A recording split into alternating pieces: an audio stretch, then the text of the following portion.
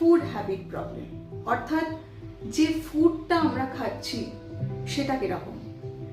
চাইল্ডের ক্ষেত্রে food habit, junk food, spicy ভীষণভাবে পছন্দ করে। ফ্যামিলির ফুড হ্যাবিট কোনোভাবেই তারা চেঞ্জ করতে পারছেন না, এবং ফ্যামিলি মেম্বার হচ্ছে প্রত্যেকে হেভি ওয়েট। এই ক্ষেত্রে করবেটা কি? এইরকম সিচুয়েশনে প্রথমত আমি বলবো যে ফার্স্ট অফ অল আপনারা যে রান্না করছেন, যে কড়াই রান্না করুন, যে হাঁড়িতে রান্না করুন, সেই রান্নাটা কিরকম ভাবে করছেন সেটা দেখতে হবে। তারপরে কিন্তু আপনারা ডায়েট এবং নিউট্রিশন সমস্ত কিছু মেনটেন করতে পারবেন। এবং কতটা তেলে রান্না করছেন, কারণ ফ্যামিলির মধ্যে প্রত্যেকজন আছেন যিনি হচ্ছেন হেভি ওয়েট, এমনকি শিশুও হেভি ওয়েট। তো সেক্ষেত্রে অবশ্যই ভাবে দেখতে হবে যে কেন এনারা প্রত্যেকে হেভি ওয়েট হচ্ছে।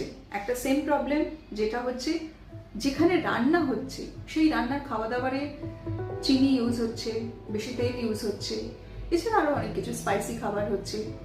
এবং কেউ ফ্যামিলির মধ্যে আছে যে স্পাইসি খুব ভালোবাসেন, তাকে থেকে শিশুরাও শিখছে।